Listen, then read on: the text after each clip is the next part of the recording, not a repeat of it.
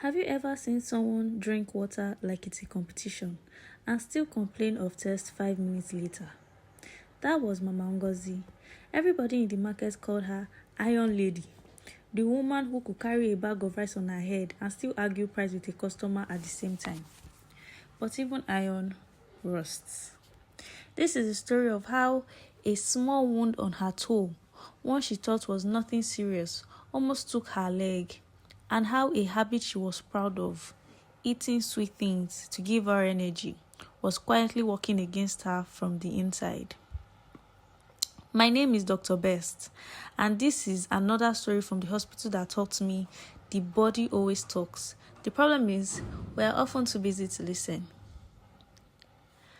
Mama Ngozi was a 48-year-old woman, a provision seller at Oyinbo Market, loud voice, generous heart, and famous for always having sweets, soft drinks, and biscuits under her table. For energy, she would say, especially when business was slow and she needed small strength to keep shouting prices at customers. She was widowed, raising 2 children alone, and worked from dawn till evening, 6 days a week. Rest was a luxury she said she didn't have time for. It started with a thirst, not normal thirst, the kind where she would finish a whole sachet water and still feel her throat was a desert. Anna, this Lagos heat, she told her neighbor, fanning herself with an old newspaper. This sun is not favoring anybody at all. Then came the toilet trips. Every hour, she was excusing herself from her shop. Her market friend, Iyabose, teased her. Ngozi, abi you don't get belle for this your old age. God forbid bad thing, Mama Ngozi hissed, slapping her friend's arm playfully. Na this water we had to drink, pass me quick. Maybe na my kidney they wash extra. She laughed it off, but secretly she was tired. The kind of tired that sleep didn't seem to fix. Weeks later, her vision started playing tricks on her. Counting change for customers became harder. The naira notes seemed to blur slightly, especially in the evening light. My eyes are weak, she muttered, squinting at a 500 naira note like he had personally offended her. She blamed it on old age and continued business as usual. Then one afternoon, while arranging her goods, she stepped on a small nail hidden in a carton, a tiny cut, barely worth noticing.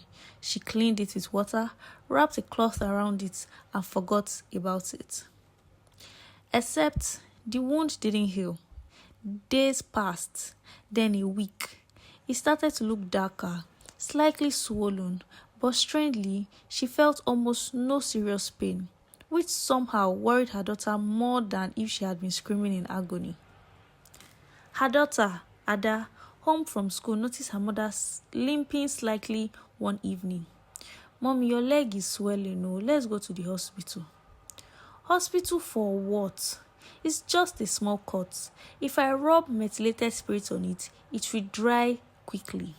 Mama Ngozi replied, waving her hand dismissively while reaching for another biscuit to calm her nerves. Iyabose, visiting to check on her friend, wasn't convinced either. Ngozi, you are always drinking Coke and sweet things like water. Maybe you should reduce it a little. Anna, sugar gives me strength for this hard hustle. And it's not today I started it. Mama Ngozi defended herself, even though she noticed her energy wasn't what it used to be. But when the wound started giving off a strange smell, even her stubbornness couldn't argue with that. That was how Mama Ngozi ended up in her hospital, her daughter practically dragging her by the wrist and complaining all the way about wasting good market time. I was on duty that morning. When I unwrapped the cloth around her toe, my stomach tightened immediately. The wound had turned dark at the edges, a sign that had concerned me immediately.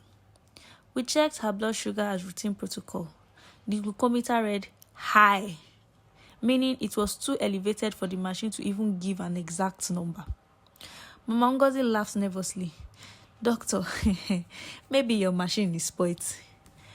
We checked twice. We checked twice again. Same results. The senior doctor confirmed it. Type 2 diabetes mellitus. And the wound on her toe had developed into what we call a diabetic foot ulcer. A small, dangerous complication that, left untreated, could lead to infection spreading and, even in severe cases, amputation. That one is not small. Mama Ngozi's playful expression disappeared completely. Doctor, but I'm not feeling any serious illness. How can he just hide inside me like an enemy? That question echoed the same fear I had heard before, in different words from a different patient. I sat beside her and explained gently, Ma, diabetes happens when your body either doesn't produce enough insulin or can't use it properly. Insulin is like the key that unlocks your body cells to let sugar in for energy. When that key isn't working well, sugar builds up in your blood instead of feeding your cells. Over time, that sugar quietly damages your blood vessels, your eyes, your kidneys, and your nerves, especially in your feet. That's why you started losing sensation. Why small wounds don't heal quickly, why your vision's blurred, and why you felt endlessly thirsty and tired. Your body was trying to flush out the extra sugar the only way it knew how. Mama Ngozi looks down at her bandaged foot, tears gathering in her eyes. So my sweet things, they were fighting against me. Not fighting against you, Ma, I said softly. But your body needed balance, and it wasn't getting it. The doctors started her on medications to control her blood sugar, alongside proper wound care to prevent the infection from spreading further. Thankfully, she came before it got worse. Amputation was avoided. Thank God. She was placed on a new diet plan, less sugary drinks, more vegetables, controlled portions of carbohydrates, and most painfully for her, small biscuits, not plenty like she's used to. Her dad took charge of monitoring her mother's meals, sometimes hiding the biscuits altogether, much to Mama Ngozi's dramatic complaint. This child has turned to food police in my own house, she grumbled, though she followed the new routine faithfully. Weeks later, her energy improved, her vision stabilized, and slowly her wound began healing. Before discharge, Mama Ngozi held my hand and said, Doctor, I blamed my thirst on hot weather. I called my tiredness hard work. I called my wound small cuts. I gave my sickness every name except the real one. Standing there, I thought about how many of us do the same, explaining away our body's warning signs with convenient, comfortable excuses because the truth feels too heavy to face. Diabetes doesn't always shout. Sometimes it whispers through thirst, fatigue, blood vision, and wounds that refuse to heal. The question is, are we brave enough to listen before it becomes an emergency? If this story touched you, please check your blood sugar levels, especially if you're constantly thirsty, tired, or notice slow healing wounds. Early detections save limbs and lives. Share this with someone who always has small sweet things nearby, just like Mama Ngozi. And if you want more real hospital stories, emotional, educational, and true to Nigerian life, subscribe to this channel because Dr. Best still has many more stories to share.